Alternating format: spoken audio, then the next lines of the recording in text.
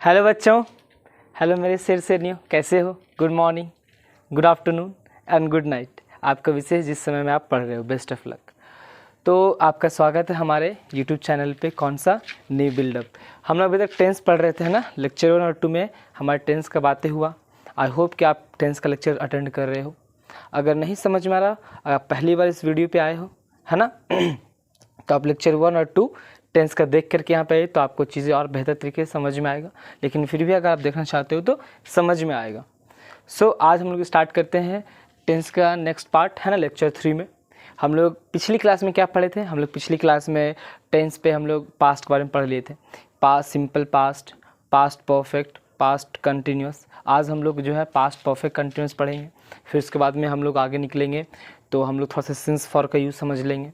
फिर उसके बाद हम आगे निकलेंगे तो प्रेजेंट के बारे में समझेंगे। तो लेट्स स्टार्ट आवर क्लास। तो आज का जो क्लास स्टार्ट होगा हमारा यूसेज, थोड़ा सा हम लोग सिंस और फॉर का यूज़ समझ लेते हैं। किसका? सिंस। नोट डालिएगा कॉपी में, है ना, और नोट में इन दोनों को समझ लीजिएगा। क्योंकि इसका यूज़ जो है आमतौर पे इसी में प्रेजेंट परफेक्ट कंटिन्यूस में होता और कभी कभी प्रीपोजिशन की तरह भी यूज़ होता, तो आपको दोनों ही बेनिफिट हो जाएगा। तो आप नोट में डाल करके अच्छे से लिख लीजिए। तो देखिए यहाँ पे सिंस और फॉर का यूज़ कहाँ पे होता है? सिंस का यूज़ आपका एक निश्चित समय के लिए, फिक्स टाइम रेफरेंस के लिए। किसके लिए? फिक्स टाइम रेफरेंस के लिए, मतलब यानी कि कोई निश्चित समय को बताने के लिए हम सिंस का यूज़ करते हैं। ओके। बट हम लोग यूज़ करते हैं फॉर का किस लिए? एक सिंपल जो फिक्स नहीं होता, यानी कि नॉट फिक्स, यानी कि अनिश्चित टाइम रेफरेंस के लिए, यानी कि नॉट फिक्स, यानी कि नॉट फिक्स टाइम यानी कि जो समय फिक्स ना हो, पता ही नहीं चलता, तब हम वहाँ पे फॉर का यूज़ करते हैं। यानी कि सिंस कहाँ पे यूज़ करते हैं? जहाँ पे टाइम फिक्स होता है ना, वहाँ पे हम सिंस का यूज़ करते हैं। और जहाँ पे टाइम फिक्स नहीं होता, जहाँ पे हमें समय का बहुत ज़्यादा क्लैरिटी नहीं होता हमारे माइंड में, तब हम वहाँ पे फॉर का यूज़ करते हैं। जैसे एग्जाम्पल आप समझ सकते हैं, हम लिखें आपको क्या? सिंस 1947। ओके। हम बोले सिंस मंडे, है ना। हम बोले सिंस जनवरी, समझ रहे हो। हम बोले सिंस 2003, है ना। तो ये जो हो गया आपका क्या? समय फिक्स है ना, 1947 फिक्स है, हमें पता है। मंडे सोमवार हमें पता है। जनवरी हमें पता है 2003। लेकिन अगर हम बात बोलते हैं यहाँ पे, जैसे हम बोले फॉर 2 ईयर्स, फॉर 2 ईयर्स, हम बोले फॉर एन आवर, समझ गए। हम लोग बोले फॉर अ मंथ। तो यहाँ पर अगर आप देखोगे तो ये जो है आपका फॉर 2 ईयर्स, तो यहाँ पर आपका ये जो 2 ईयर्स है ना, ये क्या है? ये फिक्स नहीं है। 2 साल, कौन सा 2 साल, है ना। आज से 10 साल पहले वाला 2 साल, कि आने वाला 2 साल, या अभी का 2 साल, कुछ पता नहीं है ना, यानी कि फिक्स नहीं है। एन आवर, 1 घंटा। 1 घंटा कब का? सुबह का, दोपहर का, शाम का, 10 साल पहले का, 20 साल बाद का, कब का पता ही नहीं चल रहा। अब यहाँ पर देखिए फॉर अ मंथ, कौन सा महीना? भाई ठीक है, मंथ का बात कर रहे हो, महीना का बात तो कर रहे हो, लेकिन कौन सा महीना? 2024 का महीना, 2023 का महीना, 25 का, 2070 का, कब का बोल रहे हो? कुछ पता नहीं चल रहा है ना। तो ये जो सिंपल सा आपका ये जो फॉर है, ये फॉर कहाँ पे यूज़ होता है? जहाँ पे समय फिक्स नहीं होता। जैसे फॉर 2 ईयर्स, है ना, 2 साल। जैसे बोलेंगे फॉर 2 वीक्स, 2 मंथ से, 2 सप्ताह से, फॉर 2 वीक्स। अब बताइए सप्ताह, तो भाई कौन सा सप्ताह? अभी का सप्ताह, पहले का सप्ताह, बाद का सप्ताह, कुछ पता नहीं चल रहा है ना। लेकिन यहाँ पर देखिए पता चल रहा है कि 1947 से समय फिक्स है, मंडे से फिक्स है, जनवरी से फिक्स है, और 2003 ये फिक्स है। लेकिन क्या यहाँ पर कोई समय पता चल रहा है कि कब के बारे में बात कर रहे हैं ना? यानी कि सिंस का यूज़ कहाँ पे होगा? जहाँ पे समय निश्चित के बारे में बात करता हूँ, यानी कि जो टाइम फिक्स होता है। लेकिन फॉर कहाँ पे? जहाँ पे समय फिक्स नहीं होता है। जैसे एग्जाम्पल्स में ये सारा का सारा हो गया। आया बात समझ में? चलिए तो इसको उतार लीजिए। यही है आपका सिंस और फॉर का यूज़, और ये आपको प्रेजेंट परफेक्ट कंटिन्यूस टेंस में यूज़ होगा। प्रेजेंट परफेक्ट हो, वो पास्ट परफेक्ट कंटिन्यूस हो, या फ्यूचर परफेक्ट में हो, आपको सिंस और फॉर का यूज़ होगा। और इसके अलावा ही आपको प्रीपोजिशन में कभी कहीं हेल्प कर सकता है ये पे। ओके, तो अब इसको नोट डाउन कर लीजिए, नोट दीजिएगा, इसको यूज़ लिख लीजिए कॉपी में। लिख लिए? चलिए आगे बढ़ते हैं। तब जो है अब हम लोग आगे बढ़ते हैं, हमारा चल रहा था पास्ट टेंस चल रहा था, जहाँ पे हम लोग सिंपल पास्ट, पास्ट कंटिन्यूअस और पास्ट परफेक्ट कंटिन्यूअस पढ़ लिए थे, जिसमें मैं आपको क्या बताया था कि सिंपल पास्ट का स्ट्रक्चर क्या होता है, subject plus V2 plus object होता है ना। उसका मैंने नेगेटिव बताया, इंट्रोगेटिव, यस नो क्वेश्चंस वाला बताया था ना। उसके बाद में पास्ट परफेक्ट, पास्ट कंटिन्यूअस का structure subject plus was were plus V4 plus object, ये था। फिर इसका भी इंट्रोगेटिव, इसका भी नेगेटिव। फिर पास्ट परफेक्ट था जहाँ पे subject plus had plus V3 plus object था ना। उसके बाद में हम लोग उसका नेगेटिव किए, उसका फिर इंट्रोगेटिव किए। इंट्रोगेटिव में 2 पार्ट होता है, एक यस नो क्वेश्चन और एक WH रीजन वाला, है ना। यस नो में हम हेल्पिंग वर्ब को आगे रखते हैं, जहाँ पे आपको सिर्फ यस नो का मतलब क्या है, जैसे मैंने आपको पूछा कि क्या आप अच्छा स्टूडेंट हो, तब बोलेंगे यस या नो, है ना। मैं कैसा हूँ, तो बोलेंगे आप ठीक हो, है ना। तो ये रीज़न दिए। लेकिन मैं बोलूँगा कि क्या मैं पागल हूँ, है ना, तो बोलोगे या यस या नो। लेकिन मैं बोलूँगा क्या मैं टीचर हूँ, तो बोलोगे यस या नो। लेकिन आप मैं पूछूंगा कि मेरा नाम क्या है, तो आप पूरा नाम बताओगे ना कि मेरा नाम ये है वो है ना। तो ये हो गया यस नो और ये हो गया WH, यानी कि WH रीज़न। WH जहाँ भी लगा हुआ है आगे में, इसका मतलब वहाँ पे पूरा हमें रीज़न, पूरा कारण बताना होगा। लेकिन यस नो अगर है जहाँ पे हेल्पिंग वर्ब आगे है सेंटेंस में, हाँ, वहाँ पे एक प्रश्नवाचक है, यानी कि इंट्रोगेटिव मतलब प्रश्नवाचक, समझ रहे हो। तो वहाँ पर आपको क्या करना पड़ेगा, क्वेश्चंस का जो है यस नो बताना पड़ेगा। हेल्पिंग वर्ब रहा तो हाँ या ना में जवाब देना पड़ेगा। लेकिन अगर WH आगे रहा, जैसे वाई वूम ये सब, तो आपको पूरा कारण बताना पड़ेगा, एक्सप्लेन करना पड़ेगा। आया बात समझ में। तो ये कुछ हम लोग अच्छे से पढ़ लिए थे, समझ में आ गया था, स्ट्रक्चर लिख दिए थे, सेंटेंस लिख दिए थे। और एक चीज़ और एक्स्ट्रा हम बताए थे कि 4-5 शब्द के बारे में, जैसे में यस्टरडे, है ना, last day, last year, last month, इस तरह का शब्द रहा, अर्लियर रहा, अगो रहा। ये सब अगर शब्द आप कभी भी देख लेते हो सेंटेंस में, तो आप समझ जाओगे कि ये बात पास्ट के बारे में हो रहा है। किसके बारे में, पास्ट के बारे में। चलिए तो स्टार्ट करते हैं। हम लोग कहाँ थे, पास्ट में। तो पास्ट में हम लोग 3 पार्ट तो पढ़ चुके हैं। आज एक और पार्ट है जिसको हम अभी यहाँ पे लिख देते हैं। क्या था, past perfect, past perfect continuous, past perfect continuous, है ना। पास्ट परफेक्ट, देखिए इस पे ज़्यादा ध्यान देने की जरूरत नहीं है, क्योंकि इससे कोई ज़्यादा बहुत क्वेश्चन आता नहीं है। लेकिन फिर बच्चों के मन में डाउट रह जाता है कि ये हम पढ़े नहीं, ये स्ट्रक्चर बताए नहीं, है ना। तो इसलिए बात में आप ध्यान दीजिए कि बस स्ट्रक्चर से हमें मतलब रखना है। तो यहाँ पे क्या हो जाएगा, बस आपको सिंस फॉर का यूज़ आ जाना चाहिए। तो यहाँ पर आपको समझना है, सब्जेक्ट हो जाता है ना। उसके बाद में पास्ट है तो हैड दे देंगे, फिर उसके बाद में हम दे देंगे बीन, फिर उसके बाद में देंगे V4, है ना। तो subject plus had plus been plus V4, और उसके बाद में हम क्या दे देंगे, ऑब्जेक्ट, और फिर उसके बाद में सिंस या फॉर। समझ गए, ये है आपका क्या structure, subject plus had plus been plus V4 plus object plus since या फॉर देना। जैसे सब्जेक्ट में एक ले लेते हैं, जैसे दे, है ना, they had been teaching, they have been teaching him since Monday, यानी कि वे लोग जो है सिंस मंडे, यानी कि वे लोग सोमवार से उन लोगों को पढ़ा रहे थे। यानी कि they had been teaching him since Monday, यानी कि सोमवार से उन लोगों को वो पढ़ा रहे थे। तो यहाँ पर ये समझ गए कि ये हो गया आपका क्या, ये जो है आपका past perfect continuous tense. Past perfect continuous tense से क्यों बोलते हैं, कोई एक्शन है ना जो पास्ट में स्टार्ट हुआ है ना, और वो प्रेजेंट में लगभग टच होने को है वो एक्शन, या फिर किसी तरह का आदत को बताने के लिए कभी कभी हम इसका यूज़ करते हैं। समझ गए, सिंपल पास्ट का भी यूज़ होता है आदत बताने के लिए, है ना।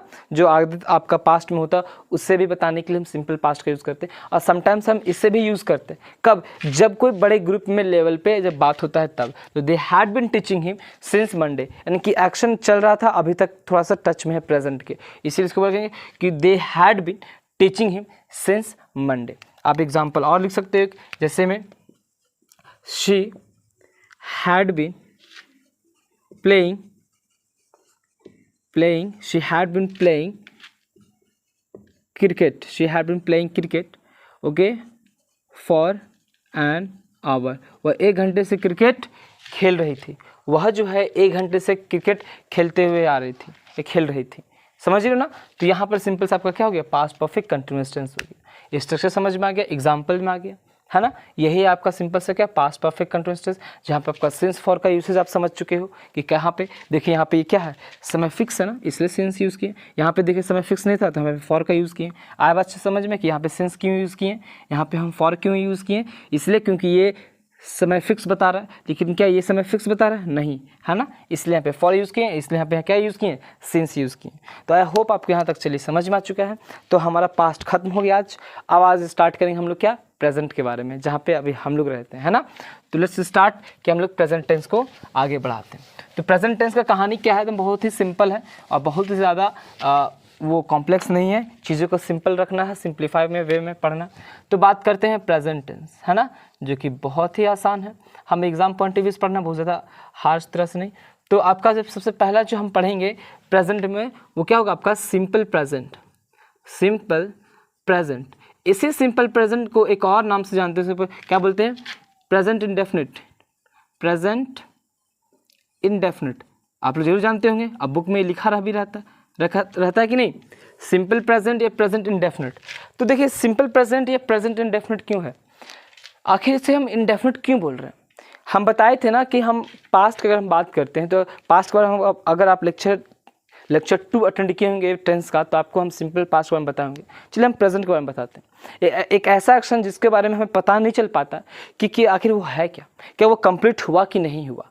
यानी कि जो काम कर रहे हैं, जैसे मैं आपको पढ़ाता हूँ, तो ये पढ़ाने का काम क्या हो रहा है, आगे भी होगा या नहीं होगा, या खत्म हुआ कि नहीं हुआ, पता ही चल रहा। इनडेफिनिट, इनडेफिनिट का मतलब क्या होता है, जो अनिश्चित है, पता ही नहीं चलता। डेफिनिट का मतलब क्या, जो फिक्स होता है, जो निश्चित होता है। लेकिन इनडेफिनिट का मतलब जो फिक्स नहीं होता, जो निश्चित नहीं है ना। तो प्रेजेंट इंडेफिनिट इसे इसलिए बोलते हैं क्योंकि जो एक्शन प्रेजेंट में हो रहा है ना, जैसे मैं आपको पढ़ाता हूँ, आई टीच यू, ये प्रेजेंट इंडेफिनिट का एक सेंटेंस है। तो मैं आपको पढ़ाता हूँ, तो क्या ये डेफिनिट है, निश्चित है। मैं आपको अभी पढ़ा रहा हूँ, क्या पता मैं कल आपको पढ़ाऊंगा कि नहीं पढ़ाऊंगा। अब पढ़ाने का काम अभी भी चल रहा है कि नहीं चल रहा है, खत्म हुआ कि नहीं हुआ, ये सब कुछ पता हमें इससे नहीं चलता। आप बात समझ में, इसलिए इसे हम प्रेजेंट इंडेफिनिट के नाम से जानते हैं। तो इसका यूसेज आज समझते हैं स्ट्रक्चर के साथ में। तो आपका सबसे पहला एक चीज़ आपको ध्यान में रखना है, इसका एक स्ट्रक्चर तो लिख दिए, क्या है ये सिंपल प्रेजेंट या प्रेजेंट इंडेफिनिट का स्ट्रक्चर। तो इसका स्ट्रक्चर क्या होगा, सब्जेक्ट प्लस वर्ब का पहला रूप यानी कि V1 प्लस V5 और प्लस में ऑब्जेक्ट। ये जो है आपका स्ट्रक्चर है, कौन सा, अफर्मेटिव स्ट्रक्चर यानी कि पॉजिटिव। अफर्मेटिव का मतलब सकारात्मक वाक्य, यानी कि पॉजिटिव सेंटेंस का स्ट्रक्चर बन गया। किसका, सिंपल प्रेजेंट या प्रेजेंट इंडेफिनिट का। सब्जेक्ट प्लस V1 या V5 प्लस ऑब्जेक्ट। तो इसका एग्जाम्पल क्या हो जाएगा, तो इसका एग्जाम्पल जो हो जाएगा, यहीं पे हम लिख देते हैं इसका एग्जाम्पल। जैसे में ही टीचर्स मी, वह मुझे पढ़ाता है, समझ गए। या फिर they okay play football, they play football, समझ गए। तो यहाँ पर देखिए ये आपका क्या है, सब्जेक्ट है, ये आपका V5 है, और ये आपका क्या है, ऑब्जेक्ट है। यानी कि आपका ये सब्जेक्ट हो गया, ये आपका V5 हो गया, ये ऑब्जेक्ट हो गया। ये होगा आपका सब्जेक्ट, ये होगा आपका V1 और ये होगा आपका क्या, ऑब्जेक्ट। आपको अच्छे से पता है ना कि V1 V5 में अंतर क्या है। अगर नहीं पता तो लेक्चर 1 देख के आइए, अच्छे से टेंस का लेक्चर 1 देख के आइए, तो आपको समझ में आएगा, है ना। अगर आप चैनल पे नए हैं तो जाइए नी बिल्डअप सर्च कीजिए, वहाँ पर नी बिल्डअप टेंस, हाँ टेंस बाय नी बिल्डअप, वहाँ पर देखिएगा तो आपका लेक्चर 1 2 टेंस का है, तो वहाँ पर देख के आइए, तब आपको यहाँ पर समझ में आएगा। अगर आपको आ रहा है तो आगे कंटिन्यू रखिए। तो यहाँ पे ही टीचर्स मी या दे प्ले फुटबॉल, तो यहाँ पर ये आपका क्या होगा, सिंपल प्रेजेंट या प्रेजेंट इंडेफिनिट है। आया बात समझ में, तो ये आपको आगे समझ में। अब देखिए यहाँ पे सिंपल प्रेजेंट का अगर हम बात करते हैं यूसेज में, क्या बात करते हैं यूसेज में, कि आमतौर पे यूसेज का मतलब क्या, कि ये हैबिचुअल एक्शन को बताने के लिए, यानी कि किसी तरह का एक्शंस को बताने के लिए हम पूरा प्रेजेंट का, हम पूरा लास्ट में हम इसके बारे में बताएंगे कि इसका कहाँ कहाँ यूसेज होता है। आया बात समझ में, तो यहाँ तक तो आपको समझ में आ गया। अब इसका देखिए नेगेटिव सेंटेंस बनाते हैं, किसका, ये पॉजिटिव सेंटेंस हो गया ना, यानी कि पॉजिटिव स्ट्रक्चर हो गया किसका, सिंपल प्रेजेंट का। अब नेगेटिव स्ट्रक्चर बनाएंगे किसका, इसी का। तो सब्जेक्ट लगाएंगे, नेगेटिव में क्या लगा देंगे, नॉट। तो डज या डू प्लस में नॉट, और उसके बाद में क्या हो जाएगा, बोलिए V1 और प्लस में ऑब्जेक्ट। ये आपका नेगेटिव स्ट्रक्चर है किसका, सिंपल प्रेजेंट का। तो ये सिंपल प्रेजेंट का नेगेटिव स्ट्रक्चर क्या हुआ, सब्जेक्ट दिए, डज दिए, डू दिए, नॉट दिए और V1 और ऑब्जेक्ट। डज और डू कहाँ लगता है, आपको पता है ना, डज जो है सिंगुलर सब्जेक्ट के साथ में डज लगता है और प्लूरल सब्जेक्ट के साथ में डू लगता है। यानी कि आपका डज जो है एक सिंगुलर सब्जेक्ट के साथ में लगता है और डू आपका एक प्लूरल सब्जेक्ट के साथ में लगता है, यानी कि एक सिंगुलर हेल्पिंग वर्ब है, यहाँ पे क्या एक हेल्पिंग वर्ब, ये क्या है एक आपका हेल्पिंग वर्ब। तो एक सिंगुलर हेल्पिंग वर्ब है, यहाँ पे ये एक हेल्पिंग वर्ब तो है लेकिन कैसा है प्लूरल है, यानी कि सिंगुलर सब्जेक्ट के साथ में सिंगुलर वर्ब और प्लूरल सब्जेक्ट के साथ में प्लूरल वर्ब। ठीक है, अब देखिए यहाँ पे एक एग्जाम्पल ले लेते हैं तो अच्छे समझ में आए। जैसे हम यही ले लेते हैं, ही does not teach me, he does not teach मी। देखिए V1 आ गया ना, तो V1, ये V5 था, हमें V1 लिख दिए। अब ये देखते हैं, दे डू नॉट प्ले फुटबॉल। अब यहाँ पे अच्छे से ध्यान से समझिएगा, है ना। देखिए यहाँ पे ये ही क्या था, सिंगुलर था ना, सिंगुलर सब्जेक्ट था, तो डज भी क्या हुआ सिंगुलर वर्ब है, ये सिंगुलर वर्ब है, ये सिंगुलर सब्जेक्ट हुआ, तो सिंगुलर सब्जेक्ट के साथ में सिंगुलर वर्ब हुआ, है ना। अब इसके साथ ये जैसे ही नॉट लग के ये डज आ गया, तो यहाँ पे हम क्या दे दिए V1 दे दिए।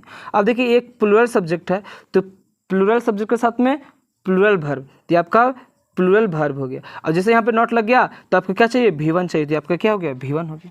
तो आया बात समझ में, यानी कि जो स्ट्रक्चर क्या लिखे हैं सब नेगेटिव का, सब्जेक्ट प्लस डज या do plus not plus V1 plus object लिखे। एग्जाम्पल में ही डज नॉट टीच मी, वह मुझे नहीं पढ़ाता, है ना। They do not play football, वे लोग क्रिकेट नहीं खेलते हैं, है ना। तो ये सब आपका किस तरह का एक्शंस हो गया, आपका सिंपल प्रेजेंट या प्रेजेंट इंडेफिनिट। आप अपने सबसे जोड़ कर तो देखिए, जैसे आप बोलते हैं कि क्या तुम खेलते हो, तो बोलोगे हाँ मैं खेलता हूँ। तो आप ऐसे थोड़ी नहीं बोलोगे कि हाँ हम एक दिन खेलते हैं, आप बोलते खेलते हैं, हाँ सप्ताह में 1-2 दिन खेलते हैं, यानी कि आपका लगभग आदत जैसा। आपसे पूछा जाएगा कि आप क्या पढ़ते हो, तब बोलोगे हाँ यार हम पढ़ते तो हैं, मेरा रेगुलर काम है, 1 घंटा ही पढ़ते हैं लेकिन पढ़ते तो जरूर है, तो आपका आदत का काम है ना। आपसे पूछेंगे कि आपकी मम्मी मंदिर जाती है, तो हाँ मेरी माँ मंदिर जाती है, तो मंदिर जाती है। आप ऐसे नहीं बोलोगे कि आप थोड़ी बोलोगे मेरी मम्मी एक दिन मंदिर से जाती है। अब कितना दिन में 1 दिन मंदिर जाती है, बोलेंगे मेरी मम्मी कभी नहीं मंदिर जाती है, ऐसा थोड़ी ना है। यानी कि कुछ एक्शंस जो होती है हैबिचुअल वाला होती है। जब हम इस तरह का प्रेजेंट इंडेफिनिट का सेंटेंस का आमतौर पे हैबिट बताने के लिए यूज़ करते हैं, यानी कि आदत को बताने के लिए, जैसे एवरीडे हो गया, ये सब कहीं भी आप देख लोगे तो समझ जाओगे कि वो सिंपल प्रेजेंट में है। आया बात समझ में। चलिए तो इसको नोट्स में उतारिए कॉपी में जल्दी से। उतार लिए, चल आगे बढ़ते हैं। ये हो गया सब्जेक्ट का सिंपल प्रेजेंट का पॉजिटिव, ये हो गया नेगेटिव। और आगे बढ़ते हैं, आगे में क्या हो जाएगा, इसी क्या बोलिए इंट्रोगेटिव। अब इंट्रोगेटिव में यस नो और WH पढ़ेंगे, यस नो और WH। तो सबसे पहले हेल्पिंग वर्ब आगे ले आएंगे, या तो डू रखेंगे आगे या तो डज रहेगा आगे, है ना। और उसके बाद में क्या दे देंगे, सब्जेक्ट देंगे, और उसके बाद में भी वर्ब का फॉर्म 1 और फिर में ऑब्जेक्ट दे देंगे। ठीक है, जैसे एग्जाम्पल में क्या हो जाएगा इसका, तो आप एग्जाम्पल में अच्छे से लिख सकते हो। क्या लिख सकते हो एग्जाम्पल में आप, तो आप अच्छे से लिखोगे, जैसे लिखोगे डू वी, यानी कि वर्ब दे दिए, ये सब्जेक्ट दे दिए। अब verb do we play snooker, क्या हम लोग स्नूकर खेलते हैं। और यहाँ पे आपका क्वेश्चन मार्क है ना, तो यहाँ पे भी आपका क्वेश्चन मार्क हो गया। या फिर आप लिख दो does she okay teach us Sanskrit, है ना। जैसे does she teach us Sanskrit, क्या वो हम लोग को संस्कृत पढ़ाती है, यस या नो में आएगा क्वेश्चन ना, है ना। ये यस नो वाला है, किस में वाला है, यस नो, कि हाँ या नाम उतरेगा। आप ही देख लीजिए ना, डू वी प्ले स्नूकर, क्या हम लोग स्नूकर खेलते हैं। स्नूकर एक टाइप का गेम होता है जो मूवीज़ में देखते होगे, एक बड़ा सा बोर्ड रहता है, एक लकड़ी का डंडा रहता है और एक बॉल रहता है, उसको ऐसे मारता है तो जाता है किस में, वो होल्स में वहाँ पे बना रहता है ना, उसे स्नूकर बोलते हैं। तो वो डू वी प्ले स्नूकर, क्या हम लोग स्नूकर खेलते हैं, तब क्या बोलोगे, यस या नो बोलोगे, है ना। उसके बाद आप है क्या, does she teach us Sanskrit, क्या जो है वह हमें संस्कृत पढ़ाती है, तो बोलोगे या यस या नो, ये नहीं बोलोगे। तो ये हो गया आपका क्या इंट्रोगेटिव में यस नो। दूसरा बात करते हैं किस में, तो आगे बात करते हैं WH। तो इसका WH फैमिली, अब WH फैमिली में ये जानते हो ना कि क्या होता है WH फैमिली का मतलब, जैसे वाई हो गया, है ना, या हु हो गया, वेयर हो गया, वुम हो गया, हाउ हो गया, व्हेन हो गया, है ना, व्हाट हो गया, वूज हो गया। ये सब आपका WH फैमिली का है, किसका है, WH फैमिलीज का है। समझ गए। तो यहाँ WH लिखने का मतलब वही है, WH प्लस में आप वर्ब दे दो, डू और डज दे दो, फिर उसके बाद में आप सब्जेक्ट दे दो, फिर आपका V1 दे दो, फिर ऑब्जेक्ट, और फिर में लास्ट में क्वेश्चन मार्क दे दो। अब इसी पे हम इस सेंटेंस को बैठा देते हैं। जैसे हम WH लिखते हैं तो डू वी प्ले स्नूकर, है ना, तो लिखेंगे कि where do we play snooker, हम लोग कहाँ स्नूकर खेलते हैं, है ना। Where do we play snooker, हम लोग स्नूकर कहाँ खेलते हैं, मतलब कौन सी जगह पे खेलते हैं, है ना। और उसके बाद हम डज, तो लिखेंगे कि does she teach us, Y does she teach us Sanskrit, वह जो हम लोग को संस्कृत क्यों पढ़ाती है, तो इसका रीज़न दोगे ना कि हम लोग कमज़ोर है संस्कृत में, इसलिए हम लोग को पढ़ाती है, उसको संस्कृत की अच्छा जानकारी है तब हम लोग को संस्कृत पढ़ाती है। आए बात समझ में। तो यहाँ पर where do we play snooker या फिर why does she teach us Sanskrit, Sanskrit,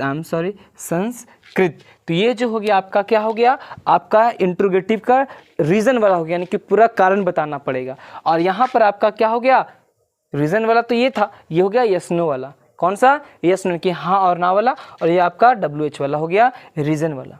I hope कि यहाँ तक समझ में आ गया कि सिंपल प्रेजेंट में हम लोग क्या पढ़ें, सबसे पहला पढ़ें सब्जेक्ट प्लस V1 है V5 प्लस ऑब्जेक्ट, उसका हम लोग नेगेटिव इंट्रोगेटिव देखें। उसके बाद में हम लोग पढ़ें क्या, उसका आगे इंट्रोगेटिव में यस नो, जिसमें डू और डज दिए, सब्जेक्ट दिए, V1 ऑब्जेक्ट दिए, फिर उसके अंदर WH पढ़ें, ये वाला पढ़ लिए। यहाँ तक तो आ गया आपको समझ में, कोई दिक्कत यहाँ तक नहीं हुआ। चलिए इसको भी कॉपी में उतार लीजिए, और ये भी आपको लगे कि ठीक है तो ये उतार लीजिए। आप एग्जाम्पल हम 2 लिख रहे हैं, आप कितना भी एग्जाम्पल लिख सकते हैं, आप प्रैक्टिस कीजिए। आप जितना ज़्यादा प्रैक्टिस करोगे आपके लिए अच्छा है। स्ट्रक्चर तो याद होगा ही होना चाहिए, अगर आपको स्ट्रक्चर नहीं याद होगा तो आपको तकलीफ होगा, तो आपको स्ट्रक्चर दिमाग में होना चाहिए। थोड़ा बहुत रखिए, लेकिन रखिए, है ना। इस तरह से हम लिख रहे हैं, बहुत ज़्यादा हौच पौच नहीं है, बहुत ही सिंपल वे में है, उतारिए। ओके, आगे अब बढ़ते हैं। सिंपल प्रेजेंट का तो हो गया हमारा। अब हम लोग पढ़ेंगे किसमें, प्रेजेंट कंटिन्यूअस में। तो हमारा नेक्स्ट जो होगा किसमें, प्रेजेंट कंटिन्यूअस। चलिए, तो आपका हो गया present continuous tense. Present continuous tense क्या है भाई, पहले ये समझ लेते हैं।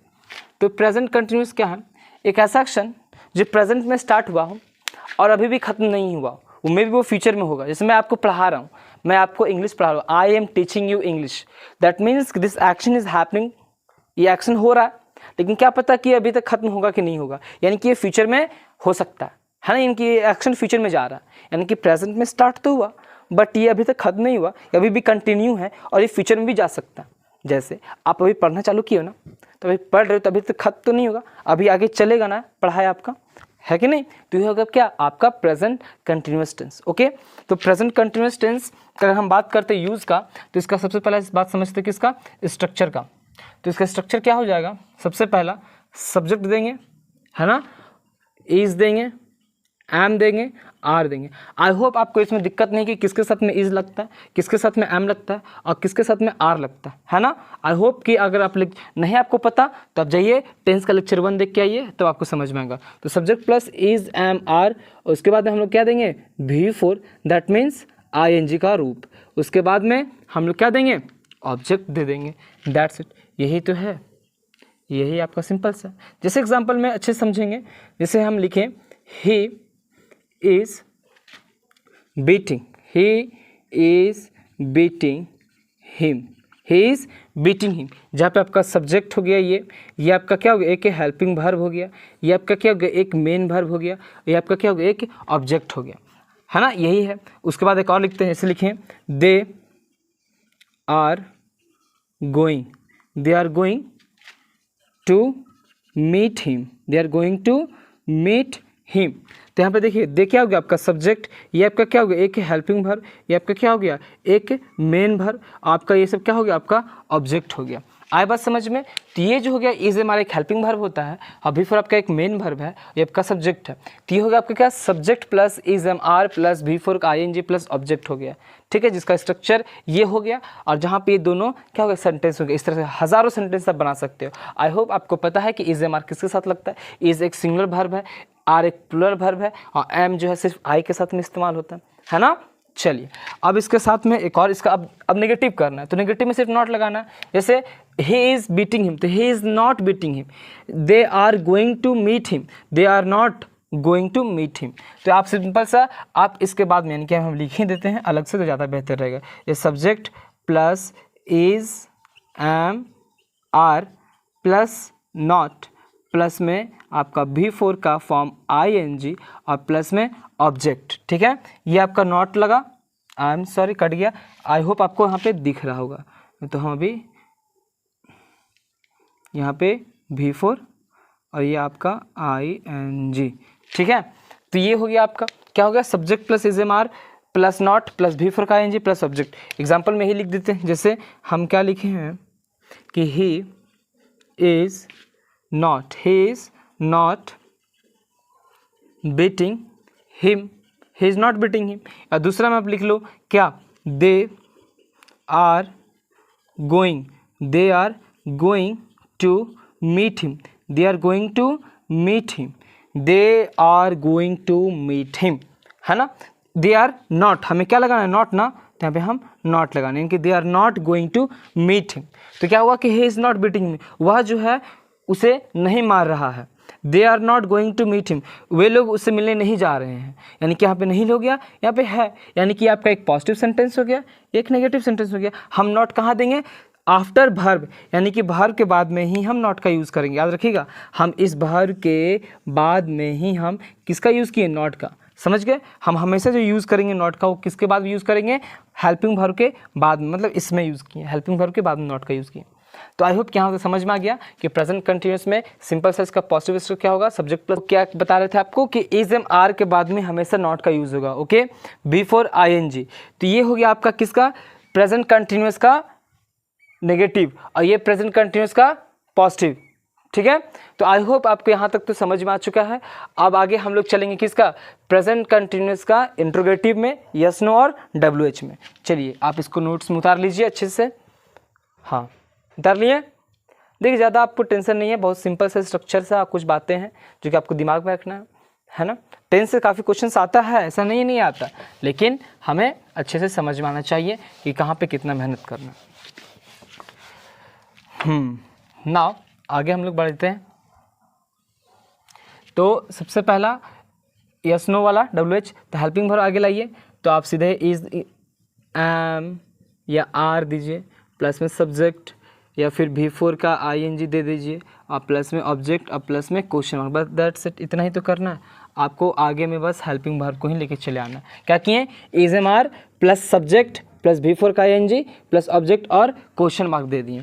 एग्जाम्पल में लिखिएगा तो समझ में आ जाएगा। जैसे हम लिखें is he going to meet him, is he going to meet him, और ये क्वेश्चन मार्क, क्या वह उससे मिलने जा रहा, क्या वह उससे मिलने जा रहा, हाँ या ना में आएगा उत्तर। उसी की तरह एक और देख लीजिए, जैसे बोले एम आई, क्या हो गया, एम आई कमिंग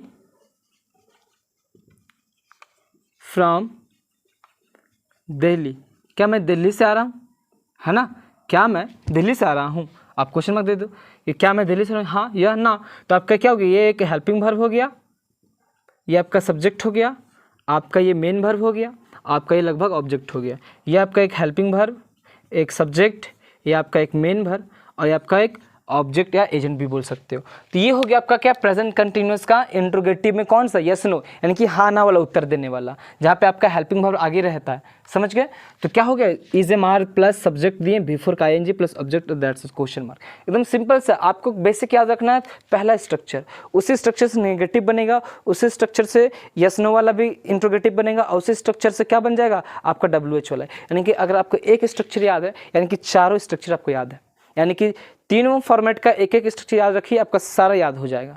समझ गए, तो यहाँ पर आपका सिंपल सा क्या है, is am are plus subject plus V4 plus object plus question mark, जहाँ पे is he going to meet him, क्या हुआ उससे मिलने जा रहा है, यस या नो, हाँ मिलने जा रहा है भाई, बहुत ज़रूरी है, नहीं मिलेगा तो दिक्कत हो जाएगा ना, रात में मिलता है वो।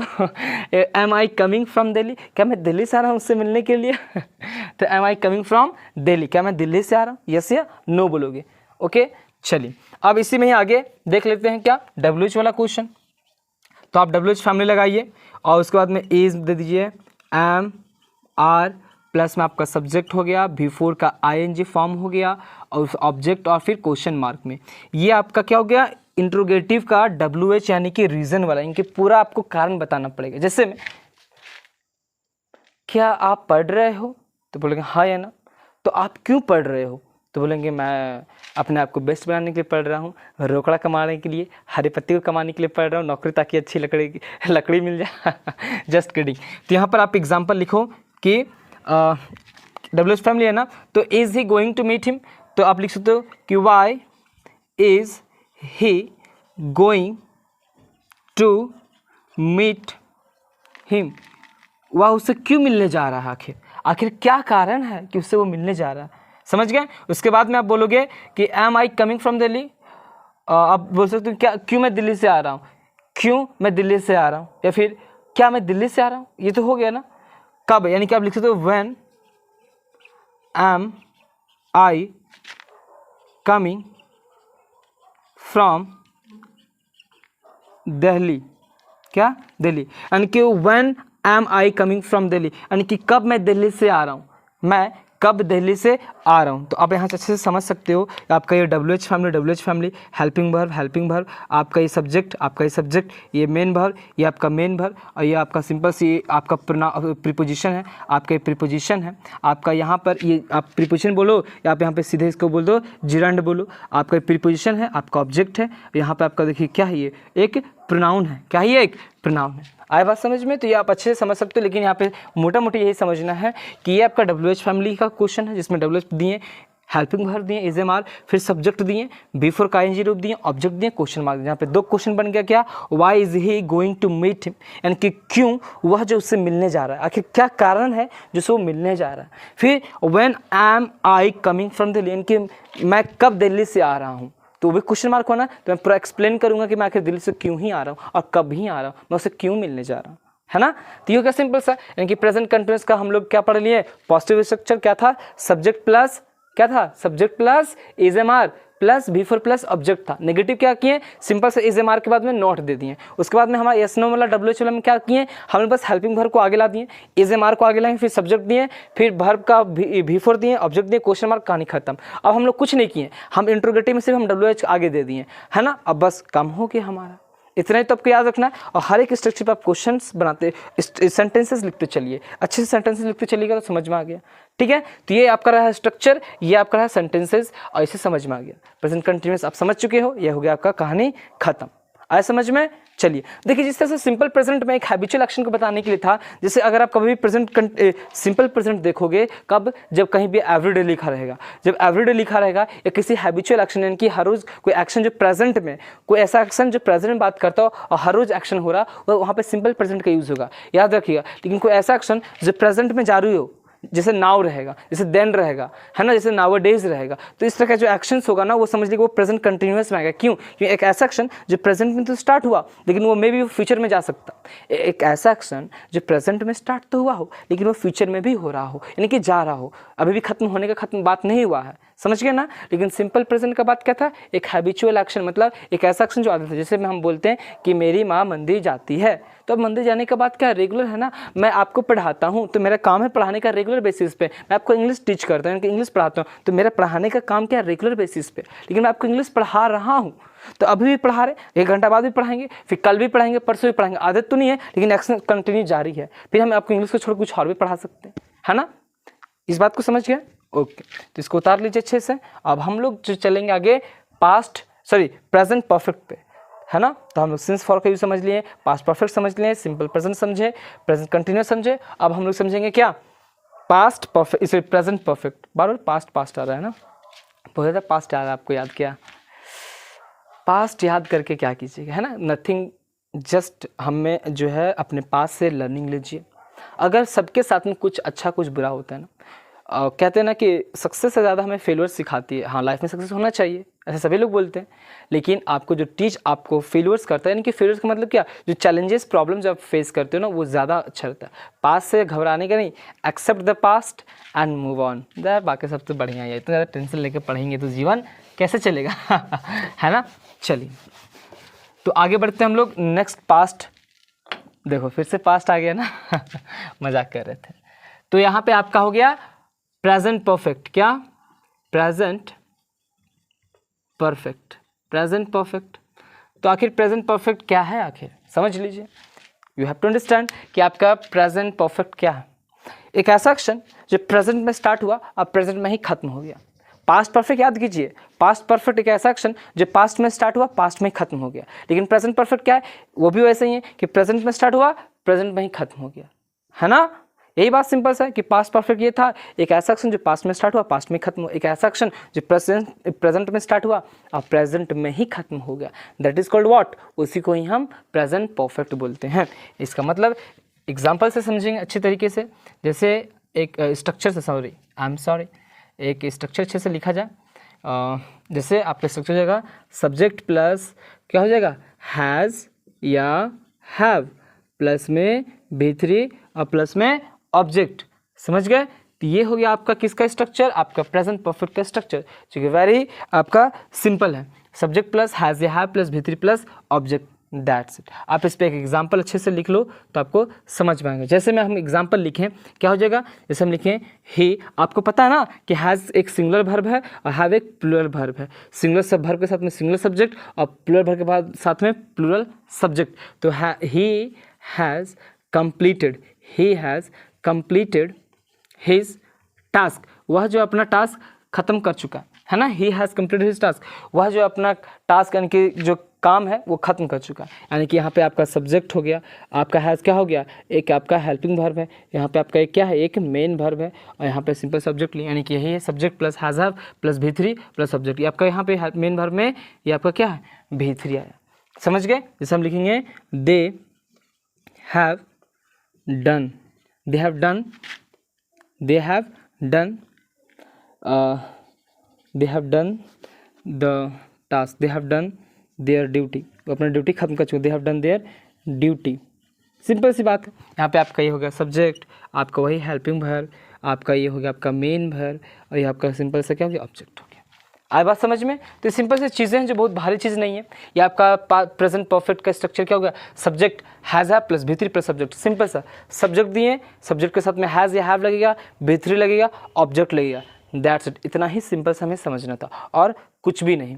अब देखिए यहाँ पे इसी का नेगेटिव लगेगा, क्या दें, ही हैज़ कंप्लीटेड हिज टास्क, बस हमें ये समझना है कि हैज़ किसके साथ लगता है और हैव किसके साथ लगता है। तो हैज़ जो है आपका एक सिंगुलर वर्ब है, यानी कि सिंगुलर सब्जेक्ट लेगा, हैव आपका प्लूरल वर्ब है तो प्लूरल सब्जेक्ट लेगा, बस इतना ही हमें समझना अच्छे से। और इसके साथ में हमेशा V3 आएगा। इस बात को खास ख्याल रखिएगा कि कभी भी V3 आए, हैज़ हैव के बाद में V3 आएगा तभी वहाँ पे ये हेल्पिंग वर्ब की तरह काम करेगा। लेकिन अगर हैज़ हैव सिर्फ सेंटेंस में अकेले आ गया तो क्या ऐसा काम करेगा, एक मेन वर्ब की तरह। आपको वर्ब में हम पढ़ाए थे ना। चलिए आए बात समझ में। नेक्स्ट मूव करते हैं, इसी का ये पॉजिटिव सेंटेंस हो गया।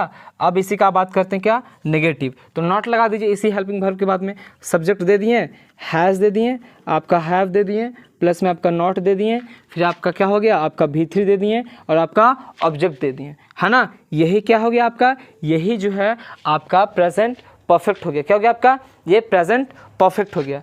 तो इस बात को आप अच्छे से समझ लीजिए कि ये जो इसका एग्जाम्पल होगा आप इसी से लगा लीजिए कि क्या हो जाएगा, he has completed, he has completed, he has completed, sorry यहाँ पे I apologise, he has not completed, he has not completed his task.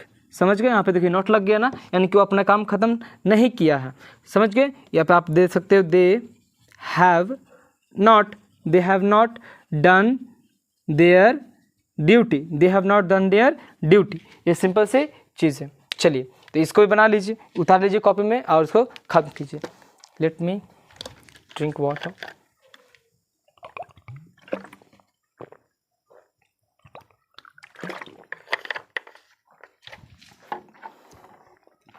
गर्मी बहुत है ना। एक चीज़ आपको बताना है, इतना जो गर्मी पड़ रहा है आपको क्या लग रहा है, it's a natural, no, it's a human made climatology, है ना। ये जो क्लाइमेट जो है, जो क्लाइमेट चेंज हुआ, we are responsible, we have to take steps and we have to something ponder about this, okay. तो the thing we are facing, ultimate result what we have done in our past, जो भी हम अपने past में किए उसी का result हम लोग फेस कर रहे हैं। तो बी वेरी केयरफुल कि whatever you are doing, and that will your actions would be just affect the nature, it's a very harmful, you would just see how, है ना। तो इस चीज़ों को आप देख सकते हो अच्छे से ना, कितना गर्मी क्यों है, ये एक नेचर नहीं है ना। अच्छे से ध्यान समझिए, आप भी नेचर की तरफ में बहुत ही सजग होइए। कभी मौका मिले तब पेड़ों को लगाइए, है ना। मौका मिले तो लोगों को काटने से पेड़ों को रोकिए, कुछ नहीं तो एक स्टेप ही तो बढ़ाइए, है ना। खुद में किसी को मत बोलिए, खुद ही ट्राई कीजिए। Be very aware and be just try to spread this awareness. Okay, तो प्रेजेंट परफेक्ट, है ना, जिसमें हम क्या बात किए, subject plus have plus V3 plus object बात किए। ये एग्जाम्पल हो गया। एग्जाम्पल हैज़ के साथ में होता है, सिंगुलर सब्जेक्ट के साथ में, प्लस सब्जेक्ट के साथ में, इसके बाद हम नॉट लगा दी, ये हो गया। तो आपका प्रेजेंट परफेक्ट का ये काम हो गया, पॉजिटिव सेंटेंस और आपका नेगेटिव सेंटेंस, समझ गए। अब इसी का बात कर लेते हैं थोड़ा सा यस नो वाला में। आई होप आपको अब समझ में आ रहा है, आई होप आप सीख गए होगे, है ना। आप अपने से आप खुद से बना सकते हो, लेकिन फिर भी आपका दिल को सुकून रखने के लिए, दिल का बात रखने के लिए हम ये लिख देते हैं, और कुछ नहीं। आप सेंटेंस ये मेरा होमवर्क रहेगा कि आप इन दोनों पे खुद से क्या पकड़ोगे, खुद से सेंटेंस बनाओगे। हम स्ट्रक्चर दोनों को लिख देते हैं, जैसे में हैव हैज़ आगे लिख देते हैं, हैव या हैज़, और उसके बाद में सब्जेक्ट, फिर V3, फिर ऑब्जेक्ट और फिर क्वेश्चन मार्क। ये हम आपके लिए छोड़ते हैं कि आप दोनों क्या करोगे, एग्जाम्पल्स लिखोगे यहाँ भी, और दो एग्जाम्पल, दो नहीं, आप जितना लिख सकते हो, लेकिन फिर भी आप लिखोगे। तो क्या किए हम, हैव और हैज़ दिए, सब्जेक्ट दिए, V3 दिए, ऑब्जेक्ट दिए और क्वेश्चन मार्क दिए। अब यहाँ पे भी देखिए, आप यहाँ पे WH दीजिएगा, फिर हैज़ दीजिएगा या हैव दीजिएगा, सब्जेक्ट दीजिएगा, V3, ऑब्जेक्ट और क्वेश्चन मार्क, और इसके बाद में आप एग्जाम्पल खुद से लिखिएगा। यही रहा आपका दोगो होमवर्क कि आप इन दोनों का खुद से सेंटेंस बना करके देखोगे, है ना। कोई भी सेंटेंस ले लीजिए, जैसे हैव ले लिए, हैव के साथ में हैव दे, सब्जेक्ट में ले लिए V3 लगा दो, ऑब्जेक्ट लगा दो और क्वेश्चन मार्क लगा दो। अभी अगर आप यहाँ तक देखते आए हो तो आपको समझ में आ चुका, आप खुद से सेंटेंस बना लोगे। तो आई होप कि मैं उम्मीद करता हूँ कि आप खुद से एक इसका और एक इसका खुद से सेंटेंस बना लोगे। अगर सेंटेंस बना लोगे तो आप कमेंट में ही क्वेश्चन बना करके एक सेंटेंस बना दीजिएगा, हम देख लेंगे कि आपको समझ में आया है कि नहीं आया। कोई भी डाउट अगर होगा या कुछ नहीं समझ में आया इस लेक्चर में, तो प्लीज़ कमेंट में आप पूछ सकते हो। तो आज के लिए इतना ही। अब मिलते हैं नेक्स्ट क्लास में एक नया टॉपिक के साथ में। हम लोग इसी के आगे कंटिन्यू रखेंगे। नेक्स्ट क्लास में हम लोग प्रेजेंट खत्म करेंगे और हम लोग फ्यूचर में पहुंच जाएंगे। तो मैं पूरी कोशिश करूंगा कि नेक्स्ट क्लास में टेंस को वाइंड अप करूंगा और फिर इसके साथ में क्वेश्चन का प्रैक्टिस चलेगा। यानी कि अभी लेक्चर 3 है, यानी कि लेक्चर 4, लेक्चर 5 तक हम कोशिश करेंगे कि टेंस को वाइंड अप करते हैं, है ना। तो चीज़ों को आप अच्छे समझ रहे हो, बना रहे हो। अभी छुट्टियाँ चल रही है ना, गर्मी का। तो I hope regular classes attend कीजिए। मैं पूरा कोशिश करूंगा कि वीडियोस को अपलोड करूं। गर्मी बहुत है ना। वीडियोस को आप देख ही रहे हो कि क्लास में मेरा क्या हाल हो गया था, है ना। तो आई होप कि आप चीज़ों को अच्छे से बेहतर तरीके से समझ रहे हो, आप मेहनत कर रहे हो। It is the time to work hard, give you 100%, and whatever the things are happening with you, ignore this. चीज़ें होती है ना, कुछ अच्छा चीज़ें नहीं होगी, फ्रस्ट्रेशन होगा, घर वाले बहुत सारे प्रॉब्लम होता भी है। ऐसा नहीं है कि सिर्फ आपके साथ है। आपको पता है ऐसा चीज़ जो आपके साथ हो रहा है ना, आपको कोई इग्नोर कर रहा है, अंदर से सही अच्छा नहीं लग रहा है, पढ़ने का मन नहीं कर रहा है, नींद आता है, अंदर से अच्छा कुछ नहीं लग रहा है, ये सब चीज़ें होता है, बहुत ही कॉमन है, सबके साथ में होता है। हम इसलिए नहीं पता चलता क्योंकि हम एक दूसरे से शेयर नहीं करते। मी टू ऑल्सो, है ना, सब लोग फेस करते हैं। इन चीज़ों को साइड रखिए। फ्रस्ट्रेशन होता है, नेगेटिव थॉट्स है, अच्छे लोग भी हैं, बुरे भी हैं, नेगेटिव पीपल्स, नेगेटिव थॉट्स, ये सबको साइड रखिए, अपने काम पे ध्यान रखिए, है ना। क्योंकि अगर हम आगे निकल जाएंगे तो पीछे मुड़ के देखेंगे तो बोलेंगे यार क्या यार, हम छोटे से बात के लिए हम अपना दिमाग बेकार ख़राब कर रहे थे, काश हम उसमें काम कर पे ध्यान दे देते तो सब कुछ अच्छा हो जाता है ना। तो आप इस बात को ध्यान रखिएगा कि ये सब चीज़ें हमेशा रहती हैं। साइड रखिए, जम के मेहनत कीजिए और आगे निकलिए। आई होप आपको यहाँ तक समझ में आएगा। मिलते हैं नेक्स्ट लेक्चर में। जय हिंद।